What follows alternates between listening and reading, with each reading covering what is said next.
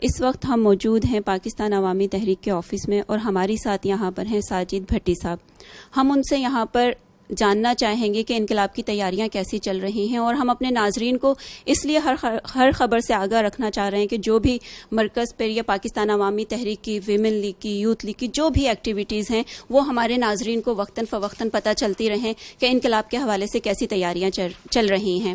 ہم یہاں پر ساجد صاحب سے پوچھیں گے کہ انقلاب کی تیاریاں جو ہیں وہ کس طرح کی چل رہی ہیں اور کیا فیلڈ میں کام ہو رہا ہے. بسم اللہ الرحمن الرحیم. شکریہ. سب سے پہلے تو انقلاب کے حوالے سے میں گزارش کرنا چاہوں گا کہ گزشتہ 1.5 سال سے ہمارے انقلاب کی تیاریاں جو مرحلہ وار آگے بڑھ رہی ہیں اور اس میں بہت تیزی کے ساتھ فیول کا کام کیا ہے. 17 جون کو جو دہشت گردی کا واقعہ ہوا ہے ماڈل ٹاؤن کے اندر، جس میں ریاستی دہشت گردی کے نتیجے میں سینکڑوں لوگوں کو گولیاں لگیں، زخمی ہوئے اور 14 کے قریب ہمارے ساتھی جو ہیں وہ شہید ہوئے. اس کے بعد تحریک میں بہت تیزی آئی ہے. عوام کے اندر ہماری دعوت کی قبولیت کا گراف کافی بڑا ہے، اور اس کے ساتھ ساتھ ڈاکٹر صاحب نے پورے ملک کے اندر ڈور ٹو ڈور کمپین کا آغاز کے لیے کارکنان کو ہدایات جاری کر دی ہیں.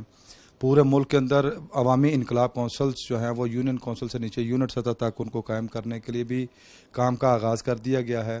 اس کے علاوہ ڈاکٹر صاحب نے خود بھی جو ہے وہ کارکنان کے ساتھ مشاورت کا ایک عمل شروع کیا ہے، جس میں ضلع اور ڈویژن وائز جو ہے وہ مشاورت کا عمل جو ہے وہ گزشتہ 1 ہفتے سے جاری ہے، اور کم و بیش 1 ہفتے تک مزید جو ہے وہ مکمل ہو جائے گا، کیونکہ ہمارے پاس جگہ کم ہے. روزانہ مشاورت جو ہے وہ 3 سے 4 ہزار لوگوں کے ساتھ ہو رہی ہے. پورے ملک کے جو ہمارے کارکنان ہیں کم و بیش 1 لاکھ کے قریب کارکنان کے ساتھ یہ مشاورت کا عمل انشاءاللہ 1 ہفتے میں مکمل ہو جائے گا. اور ان کارکنان کی جو فیڈ بیک ہے وہ فیڈ بیک کافی حوصلہ افزا ہے، اور انشاءاللہ قائد محترم کی جو فائنل کال ہوگی اس پر عوام جو ہے وہ بڑی تعداد میں باہر نکلیں گے. اور انشاءاللہ انقلاب کا جو خواب دیکھا ہے، جو انقلاب کے لیے ہم جس کی طرف بڑھ رہے ہیں، عوام کی تائید کے ساتھ انشاءاللہ وہ انقلاب بہت جلد آنے والا ہے.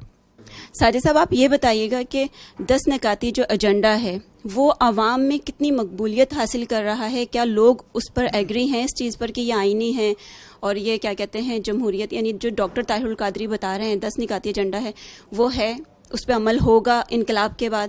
جی ہاں، ایک تو یہ ہے کہ یہ 10 نکاتی ایجنڈا کیونکہ عوام کے اصل مسائل کی طرف نشاندہی کرتا ہے، اور یہ ایجنڈا ان کے لیے روٹی کا بندوبست ہے، ان کے لیے فری علاج کی کیا ہے، ان کے لیے گھر کی فراہمی ہے، ان کے لیے کپڑوں کی فراہمی ہے، ان کے لیے بجلی گیس کی جو بل ہیں ان کو ادا کرنے کے. تو یہ ساری وہ بنیادی ضروریات ہیں جن کو آئین پاکستان آرٹیکل 38 کے تحت عوام کے لیے جو ہے وہ ریاست پاکستان کو ذمہ دار ٹھہراتا ہے کہ وہ ان کو یقینی بنائے. لیکن آج الحمدللہ بدقسمتی سے تقریباً 65 سال میں بھی پاکستان کے عوام کو یہ چیزیں نہیں مل پائیں.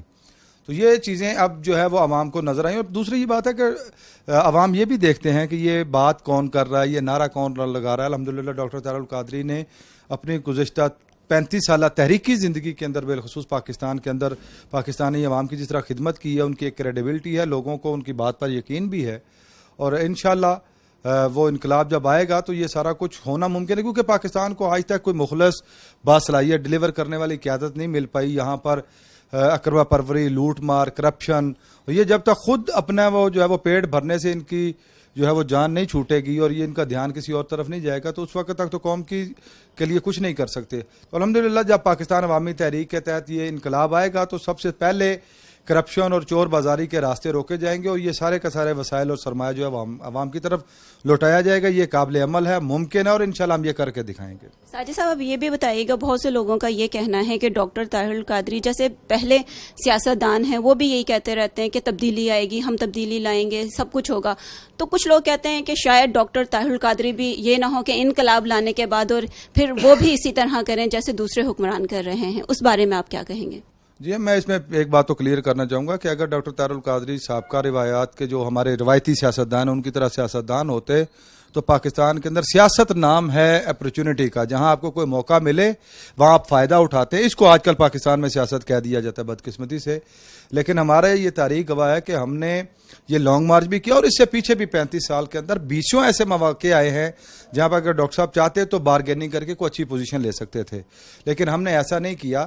بہت سی جماعتیں ہیں، جتنا ہی ہائپ کریٹ ہوئی، پبلک ہمارے ساتھ چلی، لانگ مارچ ہوا، تو لانگ مارچ کے اوپر جو چاہتے وہ وہاں سے منوا سکتے تھے، لیکن ہم اس کو جو ہے وہ جائز نہیں سمجھتے. ہم عوامی حقوق کے لیے اخلاص کے ساتھ عوام کے دکھوں کا مداوع کرنے کے لیے جو ہے وہ نکلے ہیں، اور انشاءاللہ کوئی بھی چیز جو ہے وہ ہمیں کوئی کسی قیمت پر بھی خرید نہیں سکتا. جب اخلاص ہے تو لہٰذا اس چیز کا تو قطن. اور ہم نے 35 سال میں تحریکی زندگی میں بھی ڈاکٹر صاحب کا جو معمول دیکھا ہے، انہوں نے تو جب چائے کا ایک کپ تک آ کے تحریک منہاج القرآن کے اکاؤنٹ سے جو ہے اور سیکریٹریٹ کے فنڈ سے پینا گوارا نہیں کیا، تو یہ کیسے گوارا کر سکتے ہیں کہ وہ آگے چل کے اپنے ان 10 نکاتی ایجنڈے سے انحراف کر سکیں گے. تو ہمارا تو بڑا کیٹاگوریکل ذریعہ ہے کہ ہم نے کوئی کسی مفاد کے لیے جنگ نہیں لڑ رہے، کوئی ذاتی طمع نہیں ہے، کوئی لالچ نہیں ہے. الحمدللہ ڈاکٹر صاحب کو قائد محترم کو اللہ تعالیٰ نے دنیا کے بادشاہوں سے کئی گنا زیادہ عزت دی ہوئی ہے.